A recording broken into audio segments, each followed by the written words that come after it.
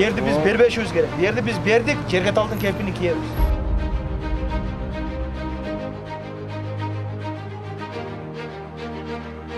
2000'den ашық елді қауіпті авалға қалтырып, үйге тажиктар келіп атқанда, жасын жатқан Жеңіс Парпиевич неме қорғай одыңыздар.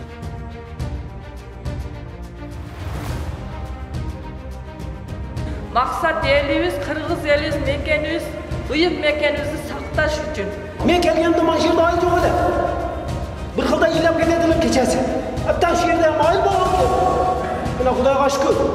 Құдайға шүкір ай болды. Ол сен мысалдан демейші ма? Мына тажиктардың көріп азырақ келсеңіз ана үйден жатады мына азырақ үйді. Әрбір үйден жетістен солдат бар екен. Біз мына Баткен облысына болған сапарыбызды Лейлек районында уланттық. Мен ушул буга чейинки чек-арада ар кандай окуялар кайталанып жаткан Аксай айылына бардым. Аксай тамдык жолу менен тааныштым. Курулуп аткан. Андан сырткары ушул чек-аралаш Максат айылына бардык. Бир нече жерде биз эл менен жолугуштук. Абдан олуттуу маселелерди койду эл. Ушул өздөрүнүн күтүп атканын, өкмөт чечкиндүү кадамдарга бара албай атканын, абдан оор маселелерди айтышты. Биз ошонун баарын угуп, элден кабар алып, сүйлөшүп, ушу колубуздан келишинче аракет кыларыбызды айттык. Эми мына баш аягы бир 60ка жакын маселени боюнча бизге табышташты. Бирок биз албетте анын баардыгын чечүү мүмкүн эмес экенин ошол эле учурда колубуздан ушунун арасынан бир нече пайызын чечүүгө мүмкүн болоорун айттык.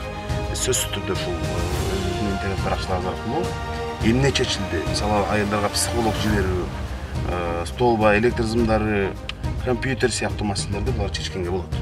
Бирок ошондой эле мына чек-арадагы маселелер, кадр саясаты, пайызсыз кредиттер, таза суу сыяктуу эми чек-арада бүт инфраструктураны оңдоп, ушул биз чек-арага абдан маани беришибиз керек экенин мен дагы айттым. Биз бул биринчи кезекте чек-аралаш айылдарда тынбай кабар алып, ошол жерде биздин инфратүзүмдү оңдоп, социалдык объекттерди куруп, элге бардык жагынан шарттарды түзүшүбүз керек.